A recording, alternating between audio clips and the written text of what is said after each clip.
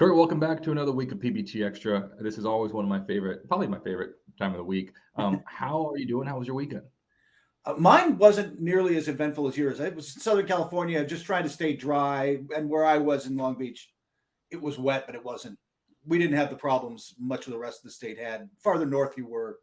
My daughter in Santa Barbara they shut down UCSB for UC Santa Barbara for a couple of days because you just couldn't do. Campus was flooded, couldn't get to classes. So, but all in all, sun's back out. Everything's fine here. You had the more interesting week. You were in London, man. Yeah, I was on holiday and it was awesome. I just watched a ton of plays. And you would like this. I went to my first Premier League match. Oh, did you? Who'd you see? Yeah, I saw Chelsea Man City at Chelsea. Oh, I was at wow. Stamford That'd Bridge. be a good one. Yeah, no, it was pretty crazy to see in person. Because I had heard about it. I played FIFA tons of times. I played at Chelsea plenty of times on FIFA. But being there in person was really great. It was just really special. I will say my favorite thing from the trip, there was a couple things, just highlights for you. One, Henry V at the Shakespeare Globe Theater. Ooh. I mean, this theater, they do the whole play by candlelight. Even the musicians on the top floor are playing like the cello and the violin, reading their sheet music by candlelight. Like That's awesome. it was one of the most magical, because candlelight makes everyone and everything look better. It's just kind of like it was like nature's first filter, Instagram filter. And this theater was a tiny wooden little theater, only a couple hundred people max, and it was perfect. Henry V was excellent. I mean, it was amazing, Kurt. Oh, that's awesome. That I've not been there. That sounds like a great experience though. Like I think getting Shakespeare in the original setting would be magical. Yeah. And it's right on the Thames. So it's around the Thames River. And apparently they have, wow. I mean, I found this out. They have, I mean, because I bought the standing tickets. I love watching. This is also a hot take, very hot take. I'm full of them. I like watching theater on like standing up. Oh. And I don't like to sit down for like 3 hours. So they have standing tickets for £5. So I watched Henry V at Shakespeare Globe Theater for £5, and it was like the best £5 I have spent. So yeah. What do you do on Broadway? You realize there's like no standing seats. I know. I don't go to Broadway. Okay. I used to go to the Opera here in New York, and before COVID, they had standing tickets for like $22.50, and which is like a crazy deal if you like opera. So I would go and I would stand for all the operas, and it was awesome. But yeah, I don't know. I just like to stand. The other big highlight from London, before we talk about basketball, was the Paul Cézanne show at the Tate Modern. I mean, it was knockout. Absolutely, like it was one of the greatest shows I'd seen in a minute. It was great. It was really great. Wow, I have not been to the Tate Modern. I haven't really spent a lot of time in London, but that's like high on my list of museums to get to. And Cézanne would be fancy. Yeah, it was fun to see. But now let's talk basketball, shall we? Transitioning from painting from Paul Cézanne to Kevin Durant, two masters.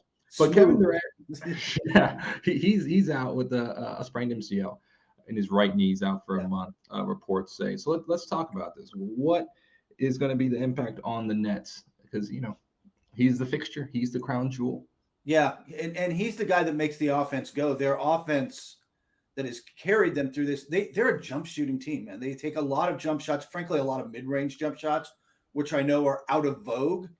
But the rule with them when you talk to the analytics people around the league is only certain people should take mid-range shots. Basically, if you're not really good at them, don't do it. Go back and step out to the three or get to the free. Kevin Durant's really good at them. Kyrie Irving's really good at them, so they get away with it. Mm-hmm. Taking that away is going to be interesting. It's going to put a lot of load on Kyrie Irving. But I don't think this – I'll just start here, Corey. How bad do you think it's going to be for them? Because I don't think it's going to be as bad as – remember last year, this is the third time he's had a knee sprain because some guy fell into his knee. In this case, it was Jimmy Butler. Fluke play, got blocked, just kind of stumbled backwards. That's the third kind of fluke guy fell into his knee injury for Kevin Durant. But last year, he missed 20 or 21 games. They only won 5 of them. That's when James Harden wanted out and the whole thing spiraled and everything fell apart. I don't feel like it's going to be that way this year. Do you?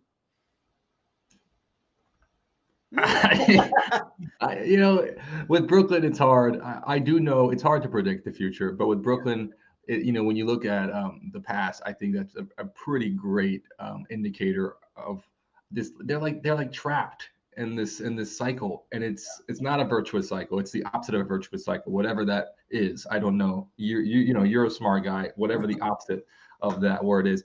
I mean, I feel like history probably would repeat itself again, because what we saw here is, a team that was embattled, right? Then they struggled, fired Steve Nash. Jacques Vaughn came in. We talked, we predicted, we read the tea leaves. Oh, it could be like an Atlanta Hawks situation with Nick McMillan coming in right after Lloyd Pierce. And then they went on a nice run. They've won 9 out of the last 10 games. Clearly they're one of the hottest teams in the NBA right now. Fallen. Then you have an injury, and then we and this also, by the way, is in the middle of like them remedying that relationship with Kyrie. And now we're thinking, is he going to stay? So I feel like if I know anything about the Nets saga, it's just going to repeat. It's just going to be just like last season. The focus is now going to be not on Kevin Durant. It's going to be on Kyrie. The focus then question is like, well, how long can Kyrie not talk about everything outside of basketball? Which then I think come back to that initial question of, well, when are the Nets, not if, when are the Nets going to rip apart at the seams again? And then when Kevin Durant returns, will it be enough time to salvage a season and do a late playoff run? And the answer historically is no. Yeah, we'll see. I'm a little more optimistic, because this is just an MCL sprain and not isolated MCL, not some of the other ligaments in there. So they're saying a month, or there's a report of a month. This is traditionally about 3 weeks, so somewhere in that time frame. That's not as bad as 20 games. You're talking 10 to 12, somewhere in there. And I think the other thing is they've got good depth now. Joe Harris is there. Seth Curry is there. I think you'll see some Patty Mills to get more playmaking. The guy that's got to step up, though, are we finally going to see Ben Simmons really contributing on that end of the floor? Don't they need some Ben Simmons right now? Yeah, I'd be curious. I think we talked about this before. I see Ben Simmons as like a Dennis Rodman type of player, a very defined role, and like such a unique skill set that, I mean, he could go a long way. I mean, Dennis Rodman's in the Hall of Fame. He could go, Ben Simmons, if he could just figure out that role. I mean, he could have a really nice kind of a decorated career. I feel like this is going to be the same thing that Philadelphia saw, right? Asking more of Ben Simmons than you should. I think that has created tension and problems. I thought Ben was looking really good in that role that the Nets made for him. I think he's played pretty well in that role. They're just now, I think they'll ask a little more. The other thing, they've got an advantage, at least for the next couple of weeks. It changes around the first of the month. Their schedule's pretty soft. Like, they've got winnable games coming up, so they can at least get. And this is kind of where, like, the Warriors went 6-5 without Curry, and then Steph Curry comes back and they get smoked by a Suns team without 4/5 of their starters. But aside that, like, I think it can be the same kind of situation where, because of the soft schedule and some home games, they can get a little momentum and keep their head above water during this. But they are going to slide back in an East where, look, Boston is good, Milwaukee is good, Cleveland is good, Philadelphia is coming on. Philadelphia 7-1-7 in the last 10. They're looking Cleveland. Yeah, I mean, it's getting pretty competitive. And I'll tell you, I think they want to watch. It's easy for us to say from the outside, but you don't want to fall back that too far, because whoever, I mean, we just listed 5 teams. That's probably your top 5. That 4 or 5 first round series in the East is going to be. You would like to avoid that at all costs. Yeah. So I agree. We'll see. It's going to be. Yeah, we will see. I agree that is dangerous. That 4-5 is, it's kind of like, it's a little. Yeah. Any way you slice it, you're probably gonna get Joel Embiid, James Harden, Donovan Mitchell, who just dropped 46 points. I mean, like, and he also had that 71-point performance. I mean, so any way you slice it, that's not an ideal place to be. You look at that group and you're like, the softest spot is probably the Cavaliers, just because they're young, they haven't done it collectively yet, and they don't have a 3. They don't have a great defensive wing player. Mm-hmm. They still got Donovan Mitchell and Darius Garland and Evan Mobley's coming out. Like, if that's the weak link, it's going to be brutal at the top of the East, man. I will say, though, about Brooklyn, they're so fragile. Can we agree on that? They're a very fragile team. Very fragile, very complex, very talented, but fragile and complex, I think, lead the conversation there. So if that is the case, 3 weeks in a very fragile, complex system, I mean, I know it's not 20 games, but 3 to 4 weeks, I mean, you could upend everything. Everything that was good can just cataclysmic reaction in no time whatsoever. That is one of the most dangerous chemistry experiments I've ever seen. So that's why I'm ultra wary of this next little span without KD. I hear you. The volatility there is the reason we're watching, though, because you never know. Yes, it is theater. So let's talk. The majority of this episode is going to be the midseason awards. I mean, we're right on the corner of All-Star break, and I love hearing your awards. So I'm just going to hand it over to you for Kurt's corner. Walk me through where you're thinking on the midseason awards. Well, and I want to get your feedback on these, even though I've published them and I'm set. So they are what they are. But we'll start with the big one. MVP. I don't remember, and I think we've talked about this. I don't remember a year where it felt this wide open, where it felt like there are 6 guys who could make a case now and certainly probably can make a case at the end of the year. And that's not including, by the way, Steph Curry, who I think is just probably going to miss too many games to really get his foot in the door the way it was early in the season. But I mean, I ended up going with Luka Doncic right now at midseason, just ahead of three-peat Nikola Jokic possibility. Kevin Durant is third. I gotta wonder, is he gonna? I mean, I hate to say this about the injury, and we were just talking about how long he could be out. Does this put him in the Curry category? I mean, when you have Giannis waiting in the wings, playing the way Giannis is, yes, that's what you're saying. That's why I think it's so hard, because when each of those guys you mentioned, like Luka is doing things like, if we knew he was going to win an MVP, we just didn't know when. And he's one of those players, just like Jason Tatum. You know it's going to happen. You just don't know when.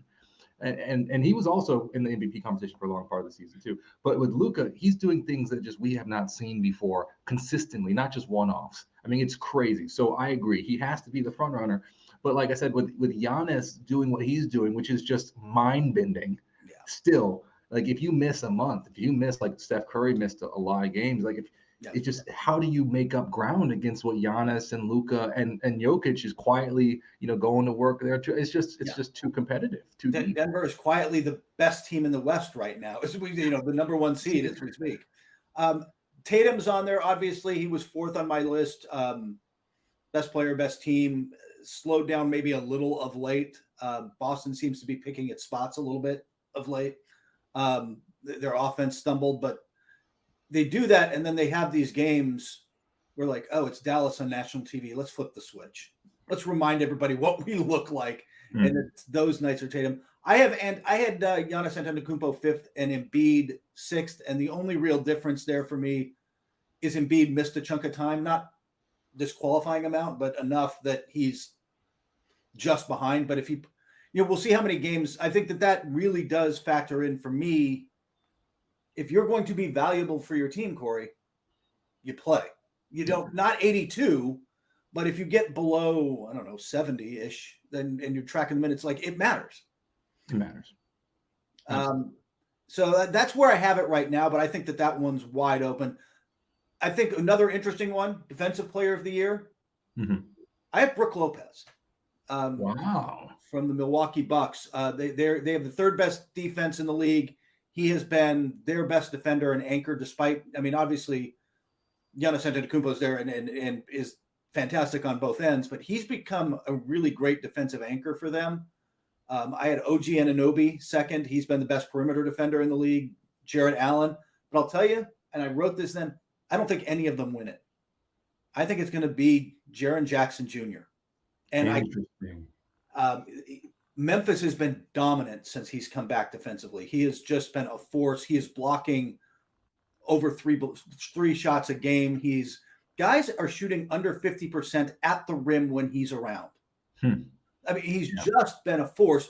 The only reason he's not there now is, remember, he had the foot surgery. He missed the first 14, 15, whatever it was, games of the season. So he hasn't played that many minutes. He just kind of hasn't qualified yet. So, like, on my theory that this is what I would be if I voted today, I wouldn't vote for him.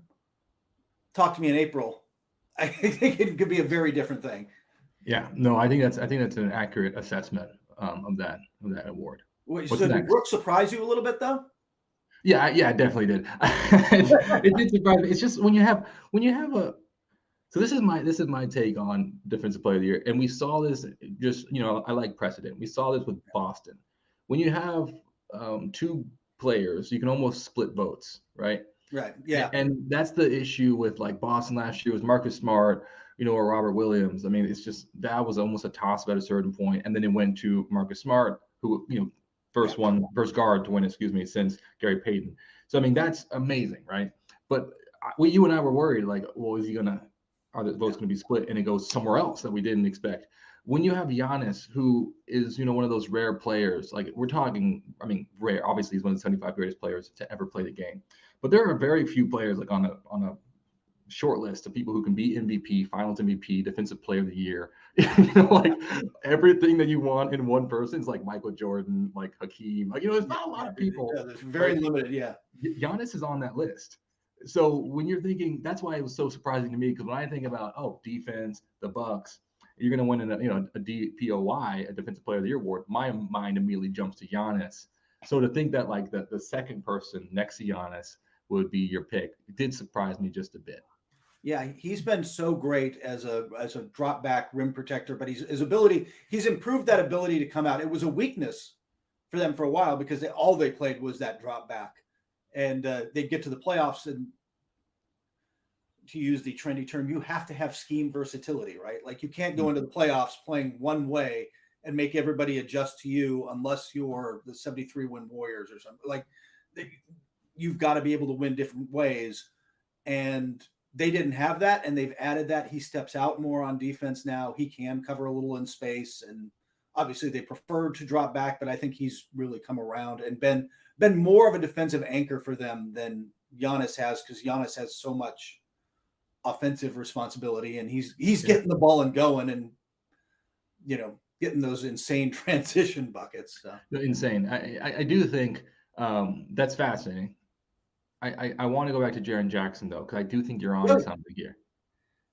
I really do. I think with Jaren Jackson Jr., it's such a fascinating concept. When you think about great teams, you're thinking about, okay, yes, you have an MVP candidate, but then you also have, great supporting cast. Yeah. And if Jaren Jackson, this is more of like how interesting, like as far as like where they're going, if they have that sustained core that we're talking about from an ownership, front office, coach side, it seems like that is all very tight, and they're in it for the long run, which is pretty amazing, in professional sports. Then you add in the crown jewel for them, which is Ja Morant, who's gonna be an MVP candidate, pretty soon.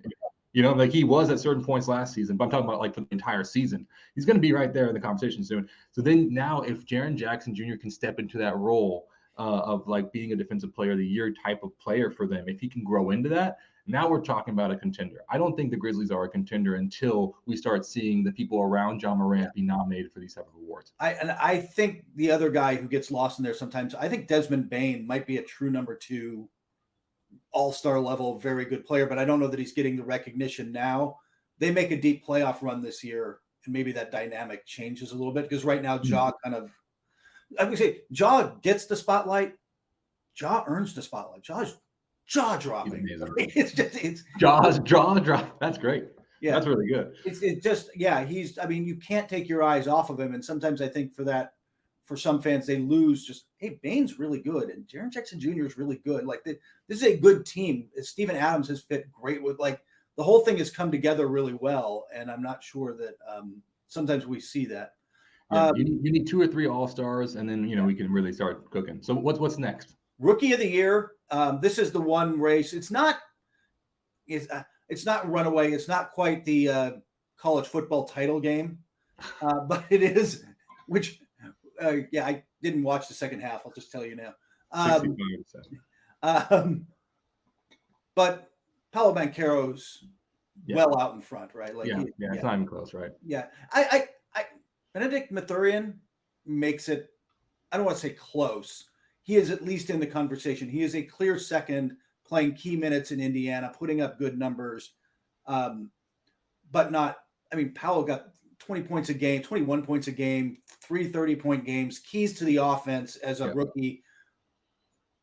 When you can, not only is he putting up numbers and carrying this load as a rookie, you can see where, like, oh, that's where the efficiency is. He can finish a little better at the rim, and he can hit a couple more threes, and he's going to learn where some of those passes are, and then they'll get players around him who can finish besides Franz Wagner. And suddenly that whole thing, like you can see where you could build something around him that really comes together. They're a few years away from that, but you can see where you would build around him. So like he's just been phenomenal in the 3 and second. And then by the way, it is I don't want to say a huge drop off, but there is a gap to third.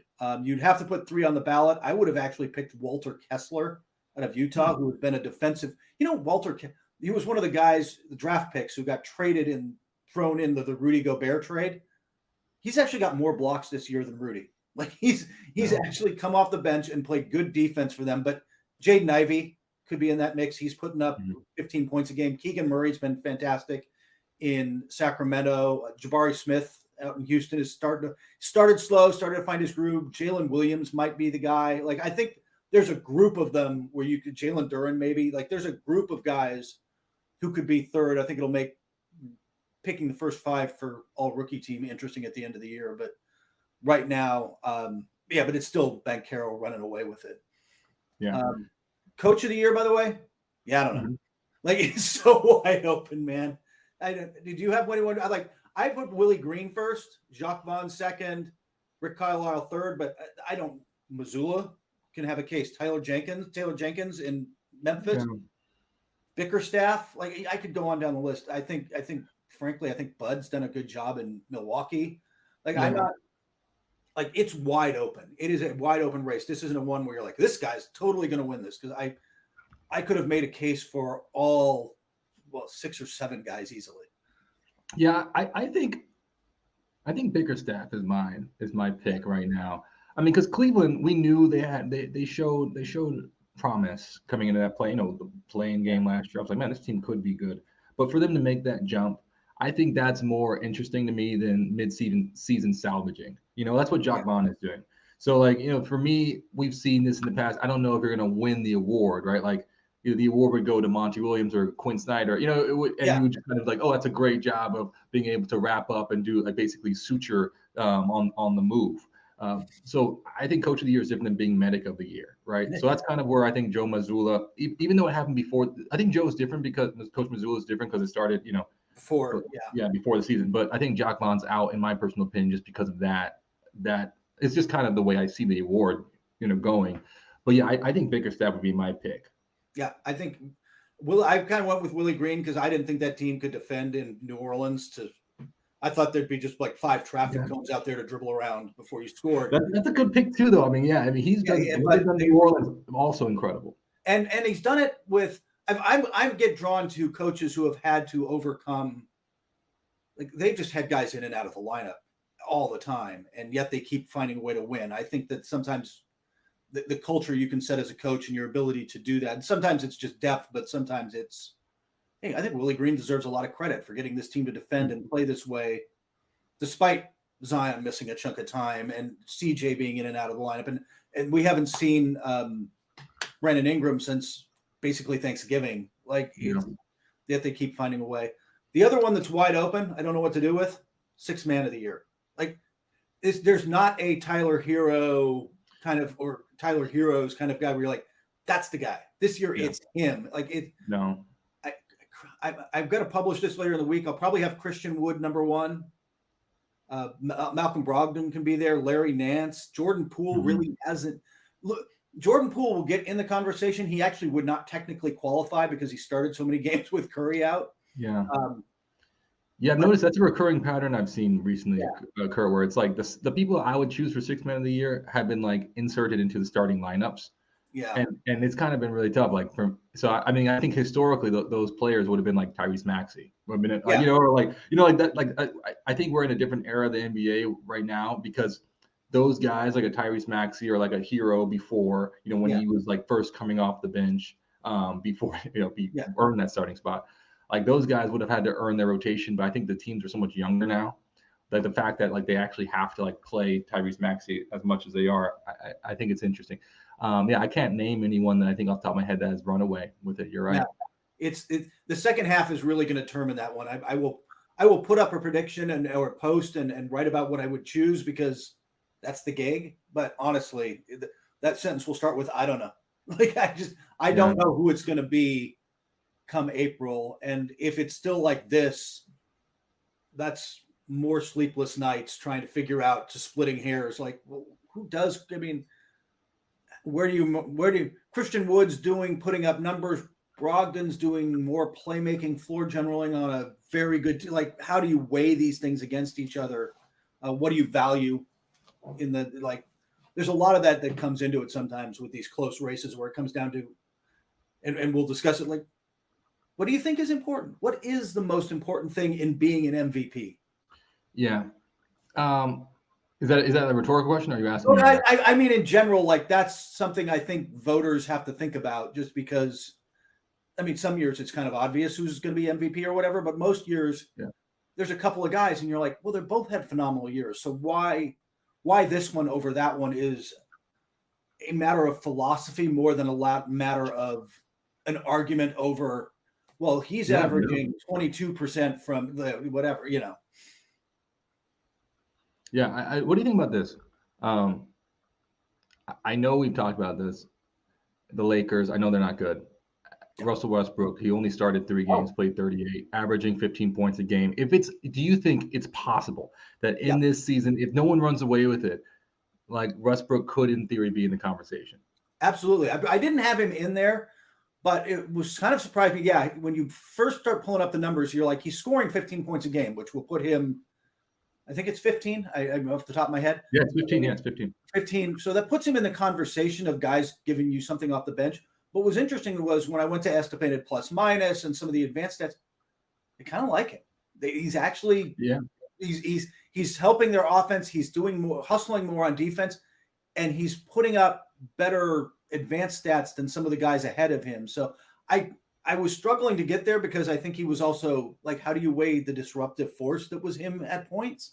But if he settled that down, I think he's absolutely should be part of the conversation. Right now, 15.1 points per game, 6.4 rebounds, 7.9 assists per game. You know what I mean? So, I mean, looking at, like, those are kind of like Draymond Green numbers-esque, you know? I mean, that's an impressive stat line. But, like, so the question, you're right. How do you weigh the disruptive force? But in a season where the sixth man on the team is not going to be your NBA Finals team, you know, in theory, or remember when Jordan Clarkson was sixth man of the year, well, the Utah Jazz were the best team in the league. You know, if that is not the case, then I think it opens up. And this is back to philosophy question of, well, what is a six man? If it's not the person who helps the championship team or the top team in the league be great, if it's not that clear, then I think it's someone who, you know, moves the needle for their team. And, you know, 15, 6, and 8 stat line off the bench for the Lakers could qualify. It could, especially if they make a little run in the second half of the season. They've played better of late. I'll let you in on something, Corey. I think LeBron's going to be pretty good. He just keeps putting up numbers. I'm excited. I'm going to a couple Laker games this week. They've been out of town, so I'm going to go see him against Luka and Dallas, against Philadelphia this week. So I'm looking forward to getting to see them and seeing LeBron in person and feeling that energy. Because last time I was around them, they were in the midst of that losing streak, and it was a frustrated LeBron. And he seems, from a distance and just reading, he seems, I don't want to say comfortable, but accepting of where this team is and what he's got to do. Yeah, I think the whole right now, I think I think it's very similar to what's happening, or what happened, post tense, with like Ronaldo and Man U, right? So I'm very curious to see, you know, because remember, LeBron did sign that deal. I know he's a player option. I know he wants to play with his son. So it's very clear, I feel like, where LeBron James head at. It's not like win the Lakers a championship. I feel like he's at the point of his career where he's trying to make decisions for himself. And like, I want to, you know, play great basketball, win another title, but I also want to play with my son. And I want to be in a market that I can do all my other business ventures in. You know, it's like, this is not just about like help Cleveland win or help the Miami Heat win or my legacy. At this point, it's a different stage of his life. I'm not saying he's going to go to Saudi Arabia and make $75 million a year, but I'm saying it is interesting. I feel like and especially with his comments that you mentioned, the moment you described when he was like openly, you know, criticizing the team and like openly questioning like his future in Los Angeles, as like purely like more of a business standpoint of like, what do I want and what are my goals, and this isn't cutting it. That to me was very Ronaldo-esque. Yeah, it was. You're right though. He is a complex guy. He doesn't say things on accidents to the media. He is the king of the passive aggressive. I said that? No, I kind of meant this attacks, but I think so. I think it's time we moved on to, we did not talk about Trae Young. We did not talk about the Atlanta Hawks during any of those awards. It's been a little bit of a rough year for them. Yes, I want to transition because I was fascinated when I noticed that they were on Corey's Jukebox this week. And when you're picking songs for players and teams, and Atlanta was in there, I'm like, man, what song do you got for Atlanta? It was so hard, Kurt. I mean, I was on the plane back from London. It's a long plane ride. It's like 7-something hours. Yeah. I'm like, what am I going to do? What am I going to do with this Atlanta team? They're confusing. Are they not? They are very confusing and coming apart at the seams a little. I don't think they're going to, let's put it this way, on the court and in starting with the coaching staff, they're not going to look the same next year. Yeah, I remember yes. That's a very good point. And this is right after ownership made moves that they thought were material moves. I mean, like the comments, once again, I read this deep article. Sorry, not deep, very wrong adjective. The song is Trotting by Black Uhuru, for everyone who's curious. But it's a reggae song. But the thing that's so interesting about the article I mentioned, it was talking about Trae Young and his development. Obviously, he's so young. And he was kind of, if this was central casting, he's kind of been typecasted as like a villain, which is interesting. And he's had moments of just like exceptional play, but like the way that they were describing his coach, the veterans on the team, like even Lou Williams had some comments on that large, I think it was ESPN cover story on Trae Young, excuse me. And he was just saying he's not ready yet. He's not ready to be that leader. And we've clearly he's like early 20s, right? It takes time to be able to command a locker room of grown men. I get that. But the way that the ownership kind of catered to him and like this whole Genie Bus kind of like the Lakers, like they're a player-driven team. That works when you have LeBron. That does not work when you have a early 20-something person who's trying to figure it out, right? And who are clearly, from players and coaches' perspective, has not matured into that leader yet. So then it's kind of like that's flirting with disaster. And to think that was the context that past season, and then going into this offseason, the ownership then says we're going to make material decisions, to try to improve this roster. They get DeJounte Murray, who's an all-star, but I mean, this team has not gotten any better. No, and not any better. And then it's like, what do you do? You got a new coach. You said you're going to commit to him to Trae Young. You said you're going to go in the market and get an all-star player you think could get this team better. You're making moves, and still you basically have gone this way. So to me, trotting is going backwards, forwards, and it's like if you listen to trotting, it's a very I don't want to say militant, but it is like tempestuous, the song. And I feel like that's what we're seeing in Atlanta a little bit. It's very confusing. And and I don't think it's going to end well. No, I don't either. I think some of that storm could land before the February 9th trade deadline because John Collins is absolutely available. I don't know if any, they've asked a lot, and we'll see whatever happens with this. And it's now different front office, so who knows? After Travis Schlenk left mid-season, but yeah, that's tempestuous and trotting. That's a very good description of them. Yeah. And next is one of my favorite players in the NBA. I just love Sabonis. I mean, I loved watching his dad, and I love watching him. So with Doma, I had to bring in The Wizard by Black Sabbath. I was just in England, and Black Sabbath is one of the greatest albums of all time. Now, are you into heavy metal? Yeah, I used to be more. I'm like, I'm not much. I don't listen to a lot anymore, but Sabbath is iconic. So iconic. So this album, for everyone listening who is not into the history of heavy metal, this is the album that started heavy metal. Many would argue, and it also Black Sabbath, the actual song, because it's the band, it's the album, and then there's a song. The first song on the album is the song that actually started a whole genre called doom metal. It's a subgenre within heavy metal, but like this album was hugely influential, and it's definitely worth the listen if you're interested in heavy metal or the history of music. But anyways, there's this song called The Wizard, and it talks about how like everywhere the wizard goes, it's like demons flee, and like he brings like these good vibes and energy, and like everyone's happy to see the wizard. And to think what Doma has done. First of all, the Indiana Pacers, I know they had a lot of issues, But Sabonis was always double man. I'll get you like 20 and 18. Like, he was like the most consistent Swiss Army knife for them, and I think was the thing that kept them like, you know, in an interesting position. I know they're sitting at number 6 right now in the Eastern Conference. So right now it is interesting to see where they are without him. But I also think with the Kings, like what he's done in that organization with De'Aaron Fox and everybody else, I think it's just like, you know, where he goes, it's like good things happen. And he's still putting up that consistent double, like 18 points, I think like 12. I can double check really quick, but his stats are pretty great, and they're still playing well. So I had to give him some love. Doesn't it feel like just the fit is better for him in Sacramento? Like, I don't think he played poorly in Indiana. It was just, well, how do we use him with Miles Turner, who doesn't, you know, spaces the floor a little, but they weren't a natural fit, and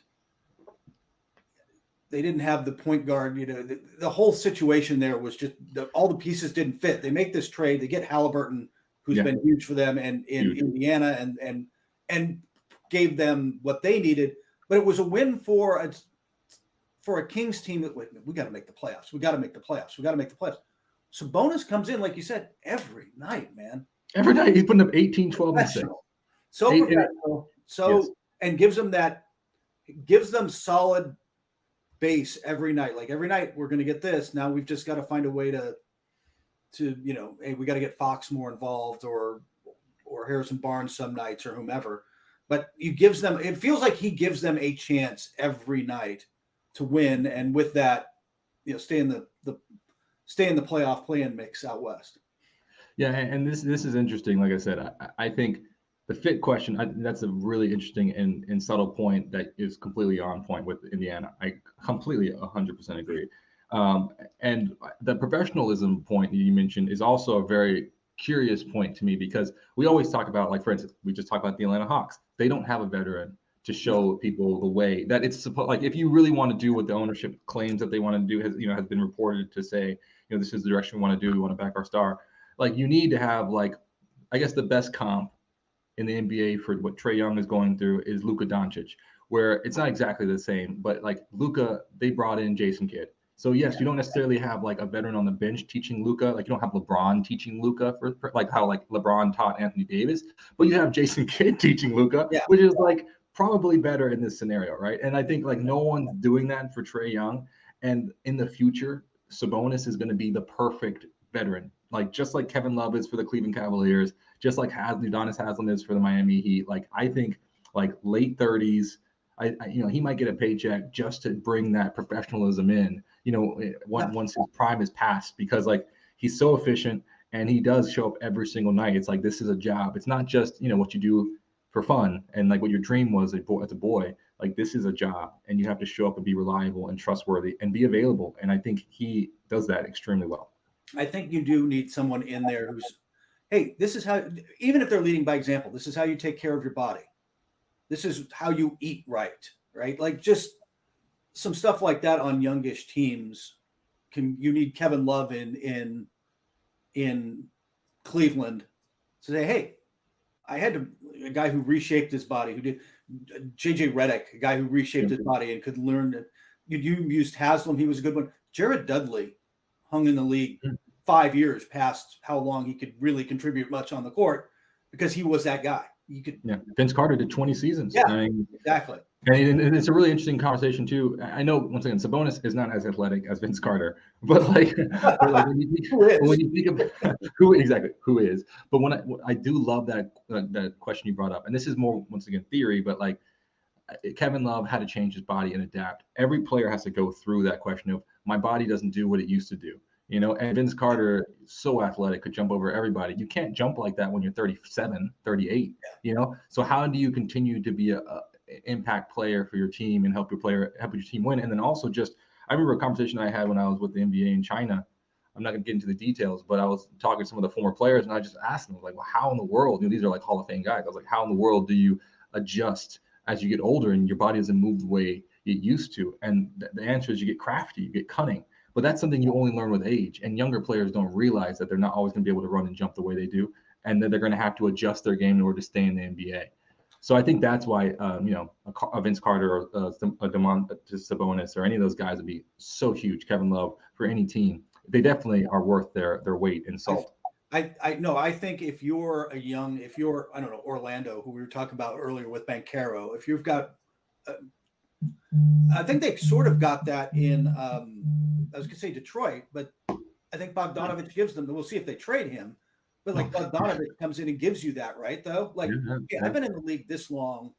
This is how you get there. And I think that's a great point about adjusting the craft of your game as you get older, because and accepting a slightly different role. Not every player, Allen Iverson, not every player does that smoothly, right? Like not every player LeBron does that smoothly. LeBron had to learn. He became a better 3-point shooter. Yeah. And he transitioned more from that athletic, because I mean, I don't want to say you don't really have comps for a guy like LeBron James, but you think about like Zion Williamson, like, or Shaquille O'Neal, and there's some guys who are just so physically dominant that you're just like, what do you do? And LeBron early in his career was just like, well, what do you do with this guy, right? And then now he's like Magic Johnson. He learned how to shoot the three very well. And he is a pass first. He's always kind of been a pass first guy, but now it's very clear. And he can, guess what? He can still put up 28 points a game. He's averaging. I mean, he's putting up a bunch of 30 numbers to get the Lakers where they are right now. He's been So I think all NBA level. I mean, he's been phenomenal. So I think that's the question that a lot of people, because you clearly understand the role thing. We saw that with Carmelo Anthony, trying to understand and navigate his role as a former franchise player to a reserve. Russell Westbrook's currently navigating that in real time for all of us. John Wall navigating that. Like we see Derrick Rose. We've seen this happen many times with a lot of people due to injury or due to age. Blake Griffin, another guy. LaMarcus Aldridge. So like the list goes on and on, but then to be able to change the way you actually physically play is something that Zion's going to have to learn. I think Luka's going to have to learn this, but guys like Sabonis and Jokic are super lucky because I think the way that they play basketball is like Dirk Nowitzki. Like I could definitely see Jokic being 37 and being Finals MVP. Because like the way he plays is actually, it's in line. It's like Kareem. It's like in line for a 20-year career and to be excellent at year 20. Yeah, and I think that's a great point. So last but not least, we always have a fun segment to wrap up. We got 3 minutes, Kurt. So let's talk store, shall we? I was just in London, and people don't necessarily call home. London doesn't really call about food that often, unless it's like, you don't really hear about shepherd's pie and the food blogs. Our producer Dan showed us a recent ranking from a Taste Atlas Award saying that Italy has the #1 food in the world, followed by Greece and Spain, Japan, and India. That's the top 5. United States sits at 8, and England sits at 29. So I'm curious, do you agree with this list? What do you think about the best cuisines in the world? You're welcome. Where did France land again? Wouldn't they be? Yeah, so that's a great point, very astute point. France follows the United States at 9 on this list.